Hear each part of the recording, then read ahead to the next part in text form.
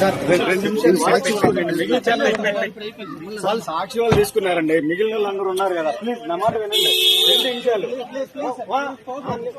మీరు కోఆపరేట్ చేయాలి సార్, మీరు కోఆపరేట్ చేయాలి. ప్లీజ్ ప్లీజ్ మీరే చేయాలి, మీరు కోఆపరేట్ చేయాలి. ప్లీజ్ ఉండండి సాక్షి వాళ్ళు తీసుకున్నారు, మిగిలిన ఛానల్ వద్దా? మీరు ఉండండి సార్, మీరు కోఆపరేట్ చేయాలి. మీరే కోఆపరేట్ చేయాలి. ప్లీజ్ ఏం ప్లీజ్ సార్.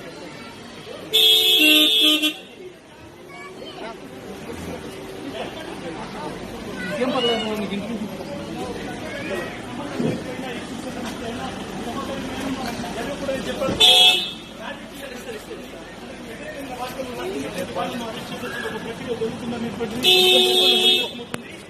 బ్లాక్ అద్దాలు రావు.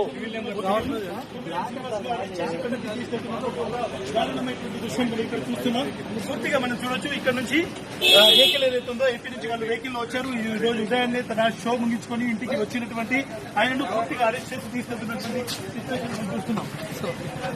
సార్ చెప్పండి సార్. రేపు మనం చూడొచ్చు ఆయన కొంత ఆయన వాళ్ళ డ్రైవర్ ఫాలో అవ్వాలి అనేటువంటి, ఎందుకంటే 70 సంవత్సరాలు అనేటువంటి వ్యక్తి ఆయన. చెప్పండి సార్. చెప్పండి సార్. జర్నలిస్టులు కూడా రెడ్ బుక్ రాజ్యాంగం పెట్టారు.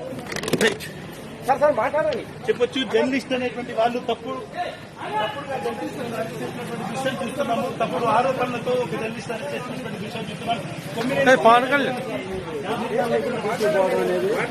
ఫోన్ అర్థం పెట్టకు ఫేస్ మీద. నిఖిల్ మైక్ పట్టుకో.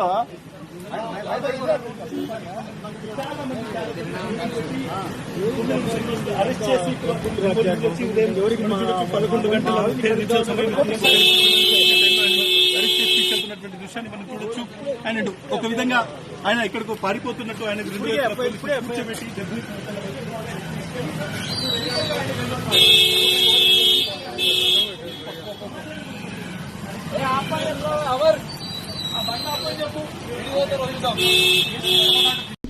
చంద్రబాబు గారు పోలీసు రాజ్యాన్ని నడపాలని రెడ్ బుక్ రాజ్యాంగం నడుస్తుంది. 50 సంవత్సరాల జర్నలిస్ట్ ఇంత అన్యాయం తీసుకెళ్తున్నా ఊహించలా. ఈ పరిణామం ఊహించలేదు. జరుగుతున్నటువంటి ఒక దారుణమైనటువంటి సంఘటన చూస్తున్నాము. ఎక్కడ సాక్షికి సంబంధం లేనటువంటి ఒక పూర్తి అపవాదును అంటగట్టి కేవలం